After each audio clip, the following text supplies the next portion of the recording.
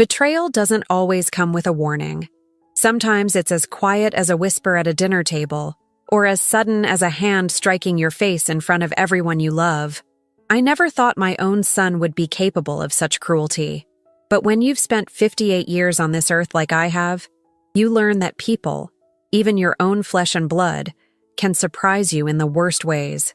I gave him every chance to do the right thing, but in the end, he saw me as nothing more than a convenience. An ATM, a punching bag for his frustration. And when I finally stood up for myself, well, that's when I learned what he was truly capable of. Don't forget to subscribe to the channel and comment where you're watching from. I've lived in Greenfield, Massachusetts for over 30 years. It's a pretty little town in the western part of the state, the kind of place where people know your business before you do. I moved here with Oliver when we were newlyweds, back when his pharmaceutical career was just taking off and I still believed in forever. Our colonial revival house sits on Maple Street, with its wraparound porch and white columns that always reminded me of a southern plantation dropped into New England by mistake. The neighbors used to call it the Clark Castle. Now they just whisper when I walk by. That Thursday morning before Thanksgiving, I was polishing the silver serving dishes my mother had left me. The ones with the delicate filigree edges that take forever to clean, but look stunning on a holiday table. My arthritic fingers protested, but I kept at it. I'd been hosting Thanksgiving dinner for 30 years, and despite everything that had happened, this year wouldn't be any different. My phone buzzed on the counter. Donald's name flashed on the screen. My son. 40 years old now, with my late father's square jaw and his father's calculating eyes. "Mom," he said when I picked up, his voice carrying that forced cheerfulness he'd perfected over the years. "Just wanted to confirm we're still on for tomorrow. Emily's bringing her sweet potato casserole." "Everything's ready," I said, running my thumb over a water spot on the silver. "Dinner at 4, same as always." "Great.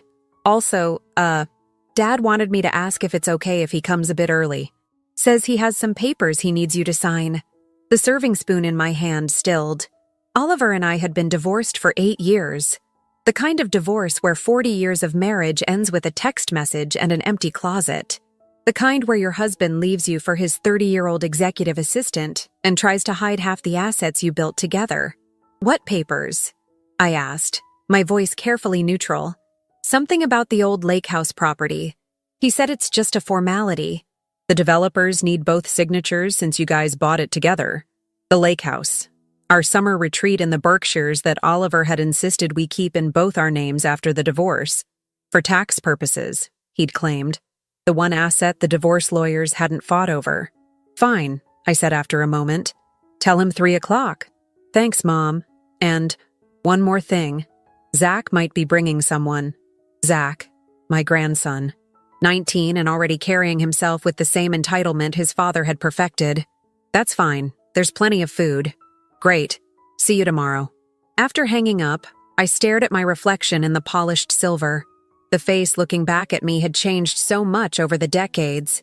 Soft creases around the eyes, silver strands woven through once auburn hair, a certain hardness around the mouth that hadn't been there in my wedding photos. I'd given Oliver 3 children, Donald, Abigail, and Blake. Only Donald still lived nearby. Abigail had moved to Seattle years ago, calling only on birthdays and Christmas. Blake had died in a car accident 12 years earlier, leaving behind a void that nothing could fill. Oliver hadn't cried at the funeral. I'd never forgiven him for that. That night, I couldn't sleep. I kept thinking about the lake house, the one place that had remained untouched by the bitterness of our divorce. The place where I'd taught the children to swim, where we'd roasted marshmallows under summer stars, where Blake had announced his engagement. The one piece of our history that Oliver hadn't tainted. At 2:45 the next day, the doorbell rang. Oliver stood on my porch, his silver hair perfectly coiffed, wearing one of those cashmere sweaters that his new wife, Charlotte, picked out for him. At 66, he still maintained the fit physique of a man a decade younger. Money and vanity were powerful motivators. "Elise," he said with that practiced smile, "you look well." "Come in, Oliver," I replied, stepping aside. Donald mentioned papers.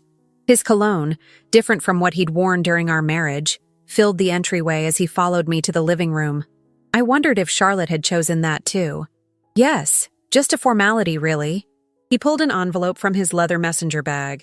The development company needs both our signatures since we're still co-owners. Development company? He looked up, surprise flickering across his face. Donald didn't tell you? We're selling the lake property. They're building a resort complex, condos, a golf course. The offer is substantial. The room seemed to tilt slightly. You're selling our lake house? Without discussing it with me first? Oliver had the decency to look momentarily uncomfortable. I thought Donald would have mentioned it. We've been talking about it for months. Months. My son and ex-husband had been planning this for months, and neither had bothered to tell me. The property has been sitting unused, Oliver continued, his tone shifting to the one he used when explaining complicated matters to me. It makes financial sense, Elise. The return on investment is… Stop. I held up my hand. Just stop talking to me like I'm a child, Oliver. He sighed, that familiar exasperated sound that always made me feel small. The papers are here. The sale is going through whether you sign today or next week. I just thought it would be easier to handle it before everyone arrives. Easier for him, of course. Always for him. How much? I asked. What? How much are they paying for the property? He named a figure that made my eyebrows rise. It was considerably more than I'd expected. Enough to set me up comfortably for the rest of my life. Even split in half. And when were you planning to tell me about my share? Oliver shifted uncomfortably. Well, that's the thing. The investment was technically made from my premarital assets. My lawyer has the documentation. Your premarital assets? I laughed, a sharp sound that seemed to surprise both of us. Oliver, we bought that property 10 years into our marriage with money we saved together.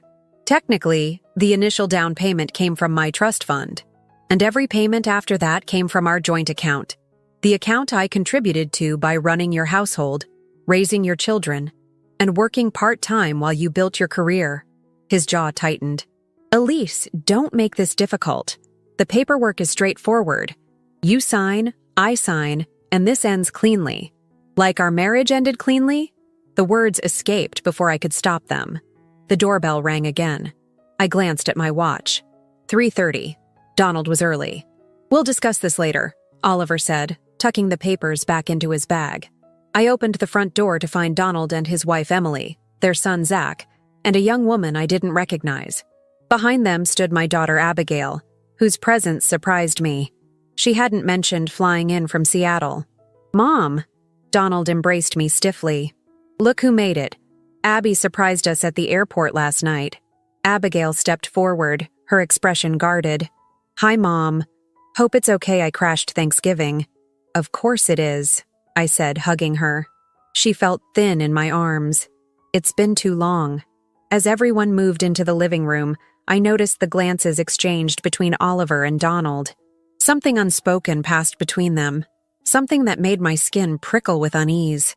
I retreated to the kitchen to check on the turkey, my mind swimming with questions. Why was Abigail really here? Why was Oliver trying to cheat me out of the lake house proceeds?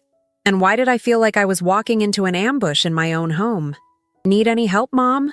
Donald appeared in the doorway, his smile not quite reaching his eyes.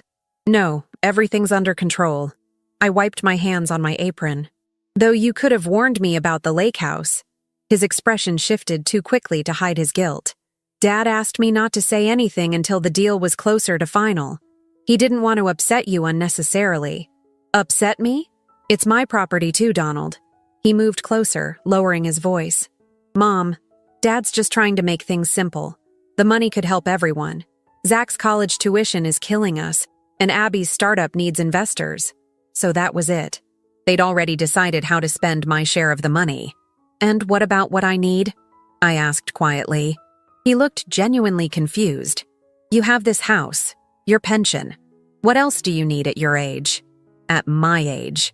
As if being 58 meant I should quietly accept whatever scraps they decided to throw my way. The turkey should be ready in 30 minutes, I said instead of answering. Tell everyone to get settled at the table. As Donald left, I stood alone in my kitchen, surrounded by the feast I'd spent days preparing. In that moment, I felt a coldness settle over me, a clarity I hadn't experienced in years. They thought I would roll over, sign away my rights, be the accommodating mother and ex-wife I'd always been. They were wrong. I carried the turkey to the dining room with practiced ease, despite the weight of it. The table was a picture of holiday perfection, crystal glasses catching the light from my grandmother's candelabra, autumn-colored napkins folded just so, name cards written in my best calligraphy. Old habits die hard. "It looks beautiful, Mom," Abigail said, but her eyes were on her phone. Everyone took their seats, Oliver at the opposite end of the table from me, a position he'd claimed decades ago. Donald and Emily to his right, Abigail to his left. Zach and his girlfriend, Amber, she'd introduced herself, sat beside me. The empty chair where Blake would have sat remained, as always. "Before we eat," Oliver announced, raising his wine glass, "I'd like to propose a toast. To family, to new beginnings." His eyes met mine across the table, challenging. "To family," they echoed, glasses clinking. I smiled thinly and began carving the turkey. "Actually," Donald said as I served, "we have some news to share." Emily reached for his hand, beaming. "We're moving! Donald's been offered a position at Oliver's new pharmaceutical venture." "Congratulations," I said, passing plates around. "Where will you be moving to?" "Switzerland," Donald replied. "Zurich, specifically. The R&D headquarters are there." I set down the carving knife. "Switzerland? That's quite far." "It's an incredible opportunity," Oliver interjected. "I've been grooming Donald for this position for months. The compensation package is extraordinary." "What about Zach's college?" I asked, looking at my grandson. "Gap year," Zach replied with a shrug. "Dad's hooking me up with an internship over there." Oliver was beaming like a proud patriarch. "The position comes with a substantial signing bonus, enough to cover the lake house renovations Donald's been wanting to do." My head snapped up. "Lake house renovations?" A moment of awkward silence descended. Donald cleared his throat. "Actually, Mom, that's something we wanted to discuss. Dad's offering me his half of the proceeds from the lake house sale." The room felt suddenly airless. "His half," I repeated slowly. "Well, yes," Oliver said smoothly. "Once you sign the papers, of course. The developers are eager to close before year-end." I placed my napkin beside my plate and folded my hands. "And what exactly do you think my half should be used for, Oliver?" He exchanged glances with Donald, the kind of look that had always excluded me. "We thought a portion could help Abigail with her business venture, and perhaps a trust for Zach's education when he decides to return to school." My daughter straightened in her chair. "Mom, it's a tech startup with enormous potential. I've been trying to secure funding for months." "I see." I took a sip of water. "So you've all decided how to spend my money already?" "It's not like that," Donald said quickly. "We just thought that I wouldn't need it." I finished for him. "That at my age, as you put it earlier, I should be content to hand over my assets to my children?" "Mom, please," Abigail sighed. "It's Thanksgiving. Can we not do this now? When would be a better time, Abby? When the papers are signed? When the money's gone? When you're all living your improved lives funded by the retirement I worked 40 years for?" Oliver's jaw tightened. "Elise, you're being dramatic. Nobody is taking anything from you. This is about family planning, asset management." "No, Oliver. This is about control. The same control you've exerted since the day we married." A tense silence fell over the table. Zach's girlfriend shifted uncomfortably in her seat. "Mom," Donald said in the placating tone he'd inherited from his father, "no one's trying to control you. We're trying to help you make the smart financial decision." "The smart financial decision," I repeated. "And that would be signing away my rightful half of the lake house proceeds so you can renovate a property I co-own but apparently won't have access to?" "You'd always be welcome to visit," Emily offered weakly. I laughed, a sharp, bitter sound. "How generous." Oliver leaned forward, his voice dropping to that dangerous quiet tone I knew too well. "Elise, I strongly suggest you consider the bigger picture here. Donald's opportunity in Switzerland is partly contingent on certain financial arrangements being in place. Are you threatening me, Oliver? I'm explaining reality. My company is making this investment in Donald's future. The lake house funds would ensure a smooth transition for the entire family. I looked at my son, the boy I'd nursed through fevers, taught to ride a bike, helped with science projects late into the night. And you're okay with this? With your father using your career as leverage to coerce me? Donald had the decency to look uncomfortable. It's not coercion, Mom. It's practical. The money would benefit everyone. Everyone except me. Jesus, Mom, Abigail interjected. It's not always about you. Donald has a family to think about. I'm trying to build something meaningful. Why can't you support us for once? For once? I set down my fork with deliberate care. I have supported you your entire lives. I put my career on hold. I ran this household. I was there for every game, every recital, every parent-teacher conference while your father built his empire. And you've been well provided for, Oliver cut in. Have I? You fought me on every penny of alimony. You contested the division of assets we built together. You left me with a house I can barely afford to maintain and a pension that doesn't cover rising property taxes. That's not fair, Donald protested. Dad was generous in the settlement. Is that what he told you? I looked at my son. Did he also tell you that he hid assets? That he moved money offshore before filing? That his lawyer threatened to drag out proceedings until I couldn't afford to fight anymore? Oliver's face flushed with anger. That's enough, Elise. No, I don't think it is. I stood up, my napkin falling to the floor. For 8 years, I've kept quiet.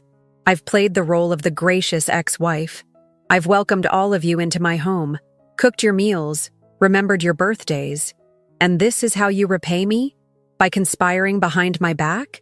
Mom, you're overreacting, Donald said, rising as well. Nobody's conspiring against you. Really? Then why did your father wait until today to present these papers? Why did none of you mention this sale before now? Why are you all sitting at my table, eating my food, while plotting to take what's rightfully mine? The room fell silent. It's not yours, Oliver said finally, his voice cold. It was never yours. The lake house, this house, the lifestyle you've enjoyed, it all came from my work, my sacrifices. I felt something break inside me, the last thread of restraint I'd been clinging to for years. Your sacrifices?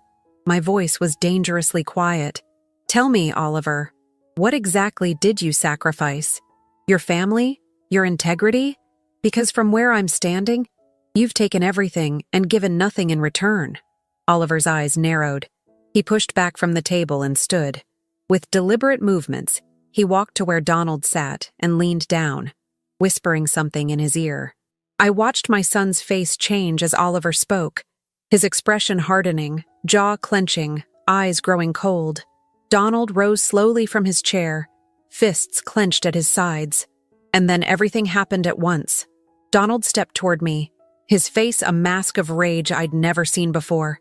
His hand swung through the air, fast and vicious. The crack of palm against cheek echoed in the suddenly silent room. The force knocked me sideways. I stumbled, colliding with the serving cart.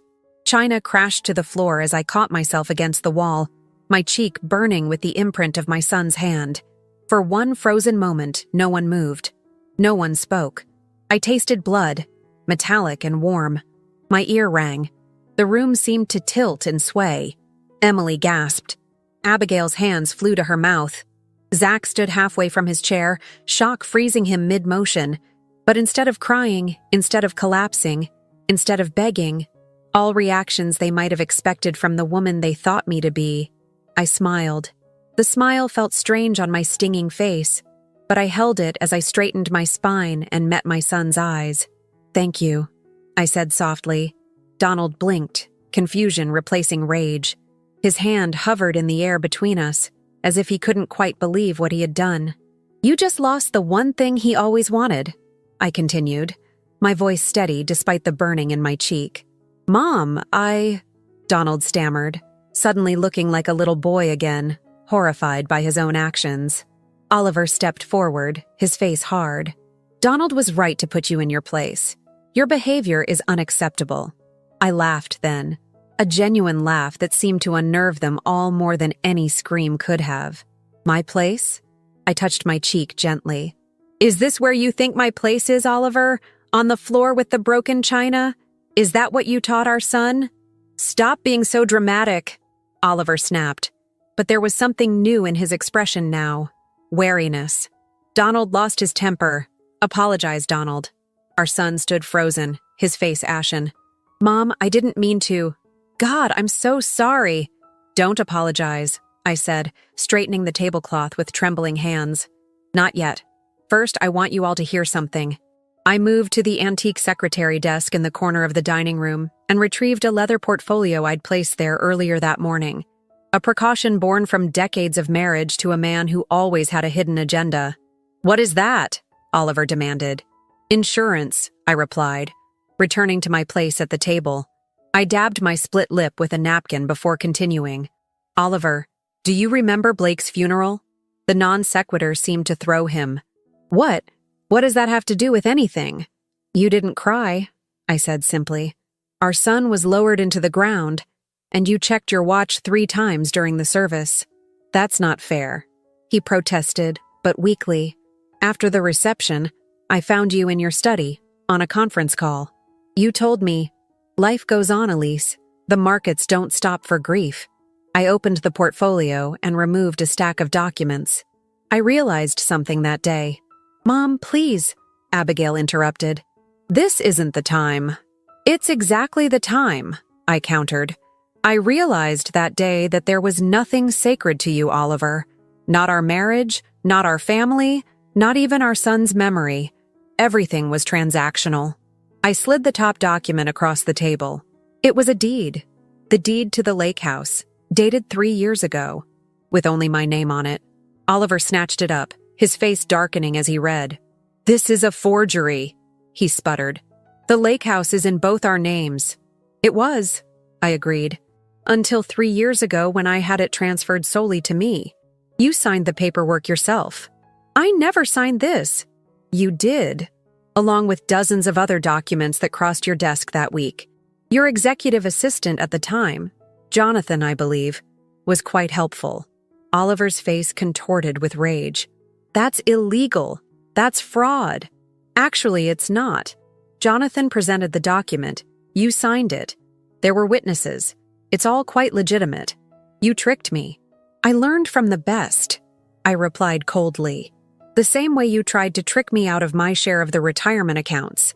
The same way you hid money in the Caymans before filing for divorce. The difference is, I have proof of what you did. The forensic accountant was very thorough. I withdrew another document, a thick report, and placed it beside my plate. What proof? Oliver demanded. Bank transfers, shell companies, the works. I took a sip of water, wincing as it touched my split lip. I've had this for years. I never used it because I wanted peace. I wanted our children to respect their father. I looked at Donald, who had sunk back into his chair, his face in his hands. But today, I see that my silence has cost me that respect instead. This is blackmail, Oliver hissed. This is consequence, I corrected. Something you've managed to avoid your entire life. I turned to Abigail. Did you know your father has been shorting stock in his own company? Selling shares through offshore accounts while publicly touting the company's bright future?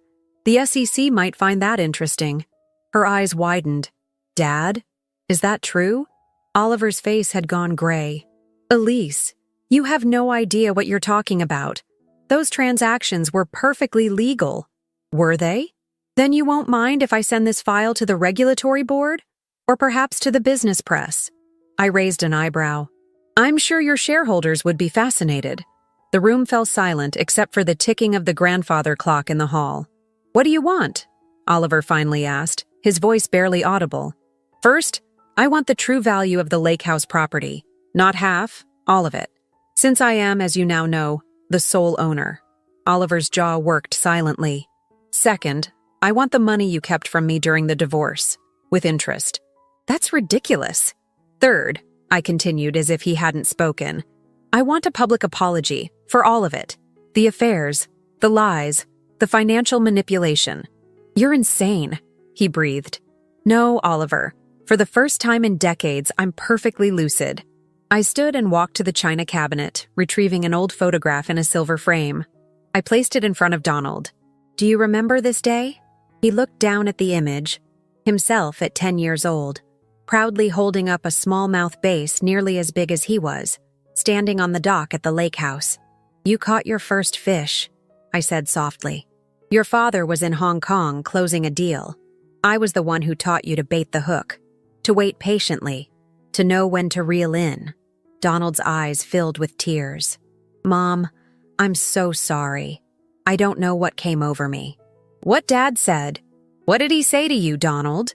What words could possibly justify striking your mother?" My son looked at Oliver, then back at me, shame written across his face. He said you were trying to ruin everything, that you'd always been jealous of my relationship with him, that you were," he swallowed hard, "mentally unstable, that sometimes the only way to deal with hysterical women is to shock them back to reality." A cold silence fell over the room. Even Oliver seemed to shrink under the weight of his words being spoken aloud. "And you believed that?" I asked quietly. "After 58 years of knowing me, you thought I needed to be struck to regain sanity?" Donald couldn't meet my eyes. "I don't know what happened. It was like something snapped." Something did snap. I touched my cheek again. Every last thread of obligation I felt toward this family. I gathered the documents and returned them to the portfolio. "I'll give you all 1 week to meet my terms. After that, these files go to the authorities." "You'd destroy your own family?" Abigail whispered. I looked at each of them in turn. Oliver, who had discarded me like an outdated appliance. Donald, whose hand had struck me with such casual violence.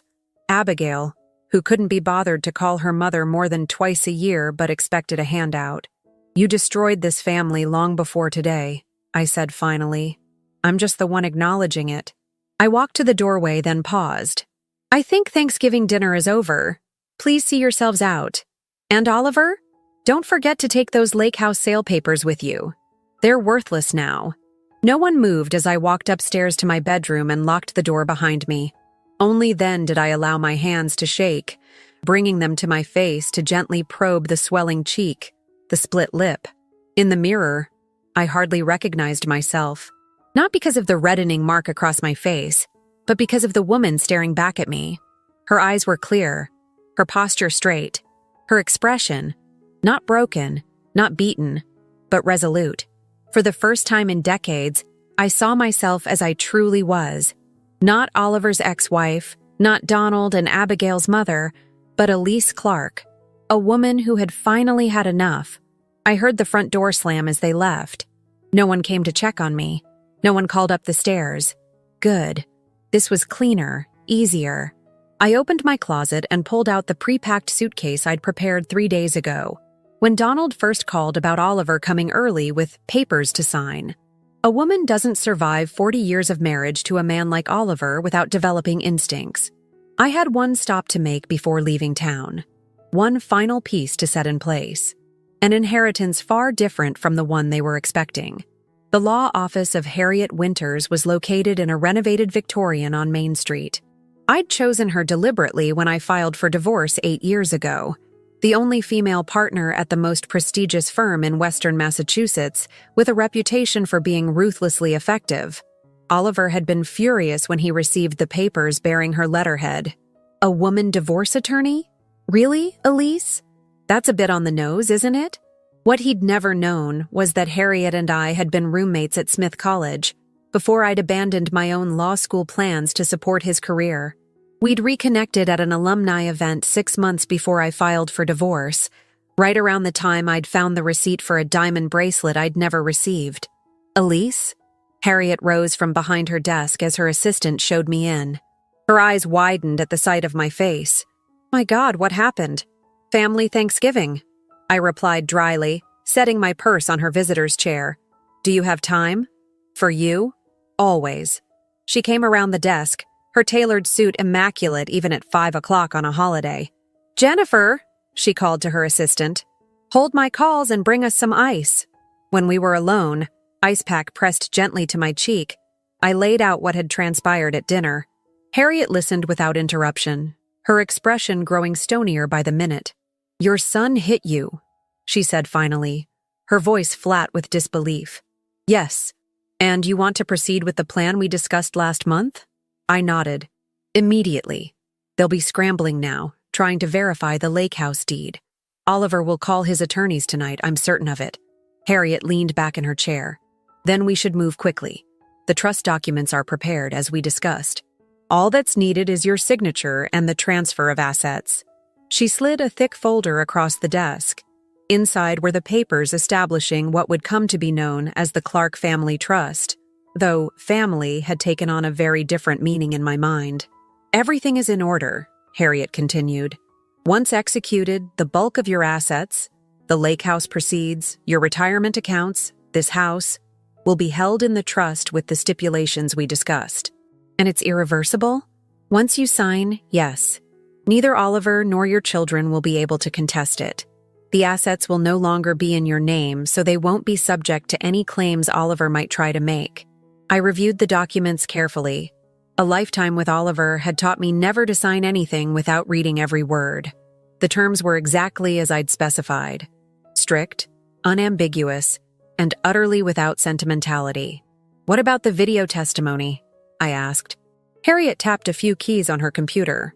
Our legal videographer can be here in 30 minutes. With that split lip and bruise forming, the timing couldn't be better for documenting the duress angle. I almost smiled, but my swollen lip protested.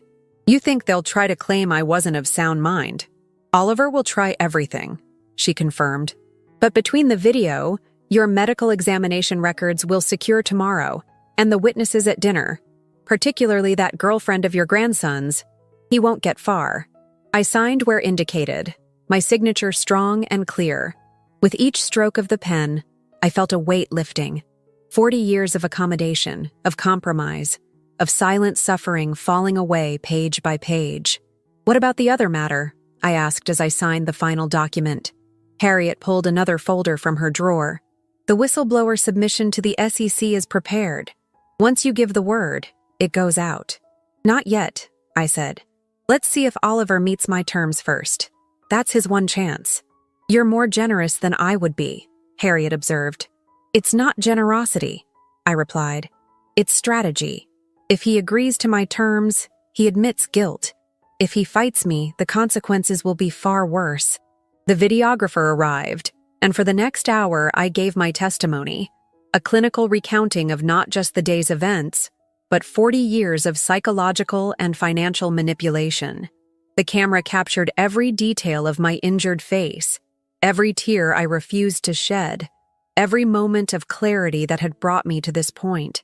When it was done, I felt hollowed out, but strangely peaceful. Where will you go tonight? Harriet asked as we concluded. You shouldn't be alone, and you certainly shouldn't go back to the house. I've booked a room at the Berkshire Inn, I said. Oliver would never think to look for me there. He always considered it beneath his status. Harriet nodded approvingly. Smart. And after that? The lake house. It's closed for the season, but I had it opened up and stocked last week. No one knows I have plans to be there. You've thought of everything. I've had 8 years to think, I replied. And a lifetime before that to learn. The Berkshire Inn was a modest but clean establishment on the outskirts of town.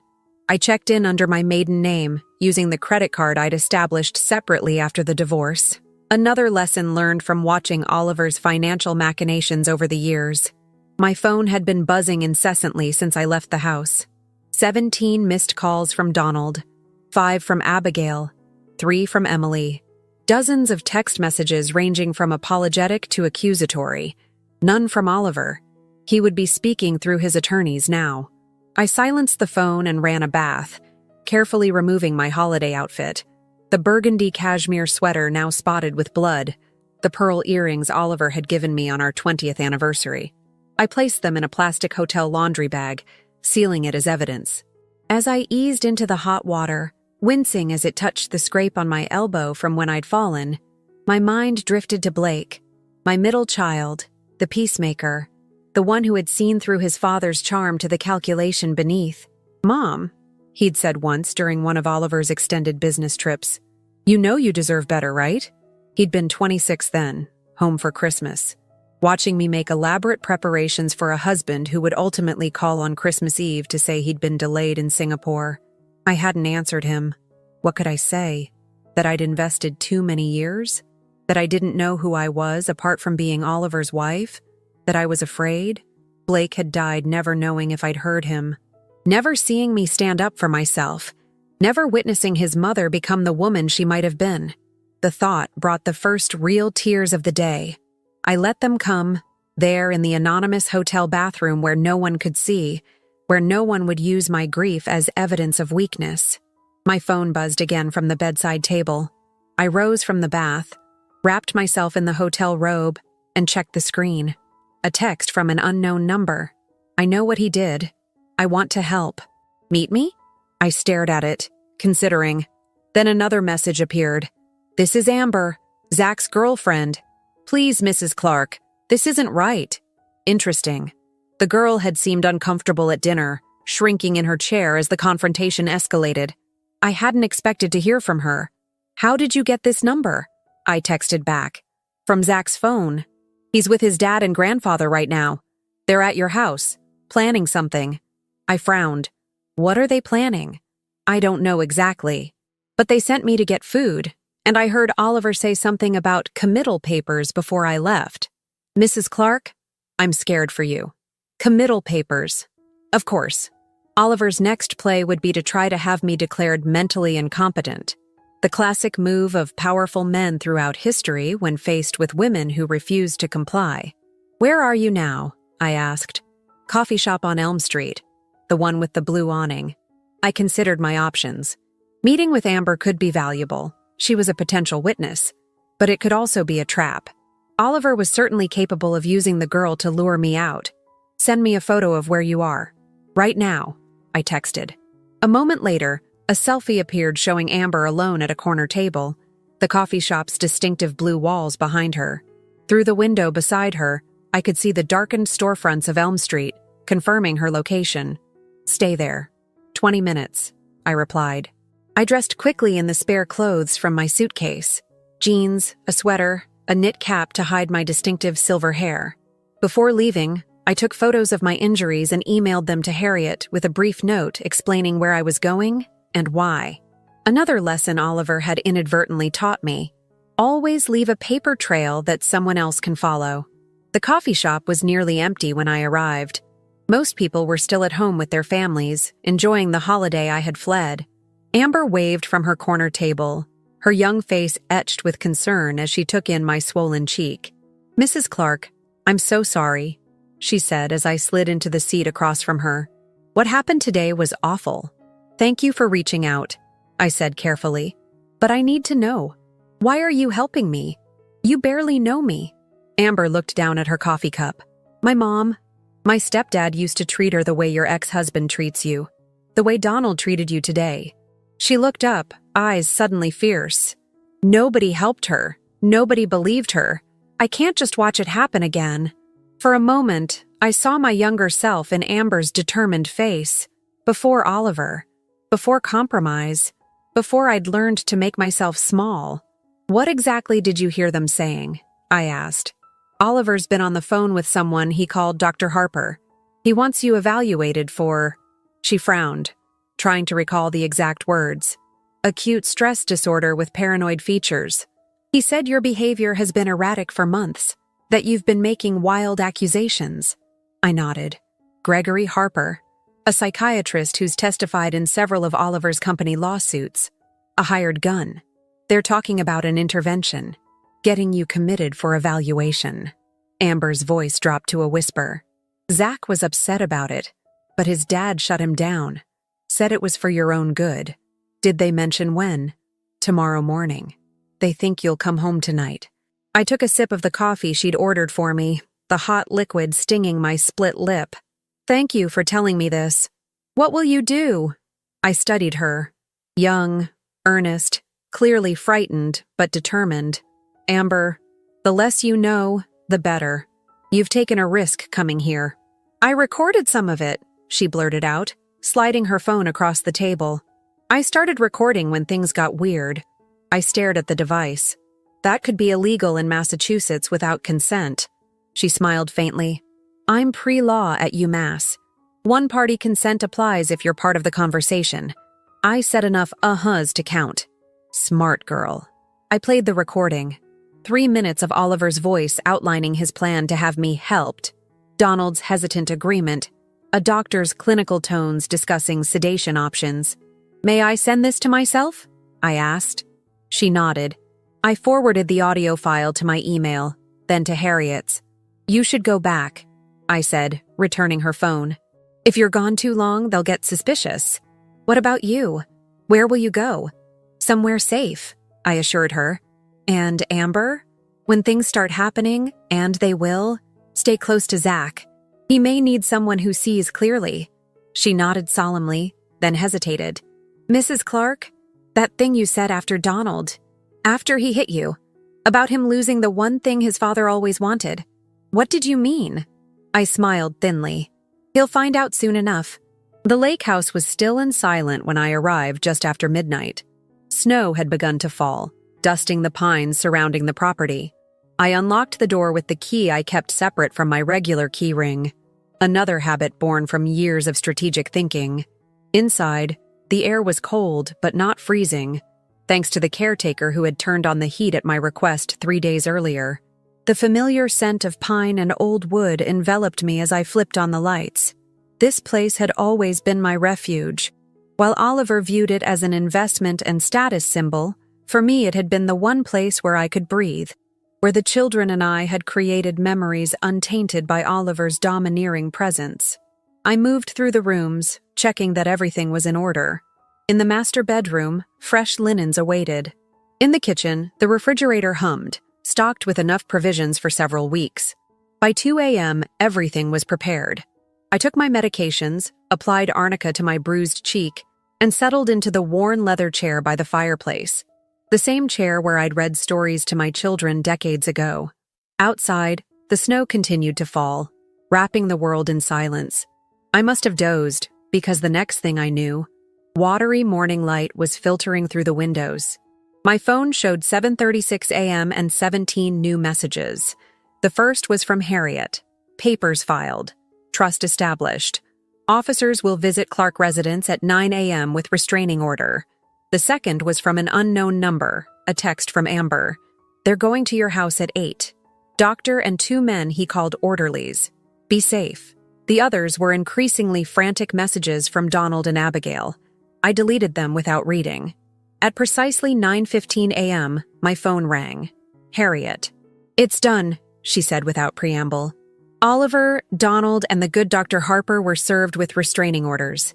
The police have your statement and photos. The trust is registered, and the video deposition has been duplicated and secured. How did they react? I couldn't help asking. Oliver threatened every legal action imaginable. Donald broke down completely.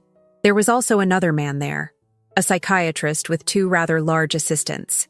They seemed quite surprised to find law enforcement waiting instead of a vulnerable woman. I closed my eyes briefly. And the other matter? The package was delivered to all trustees simultaneously at 9 o'clock. I imagine the calls are starting right about... My phone beeped with an incoming call, the chairman of Oliver's company. That would be John Hartwell, I said. Right on schedule. Do you want me to conference in? No. This one I need to handle personally. I switched calls. John. Good morning.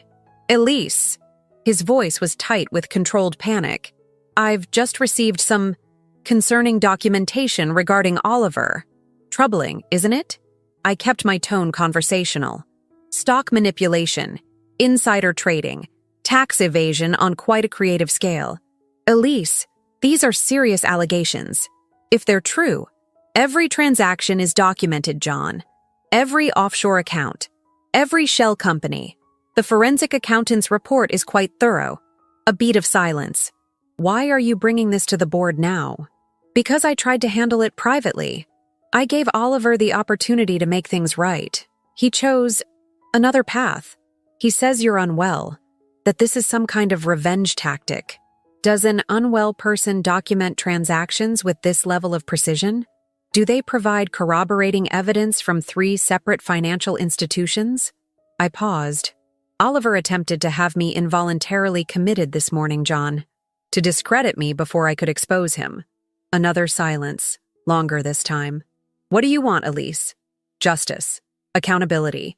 Oliver needs to resign, today, with a full admission of his financial improprieties. That would destroy him professionally. Yes, I agreed. It would. And if he refuses? Then this same documentation goes to the SEC, the FBI Financial Crimes Unit, and the Wall Street Journal.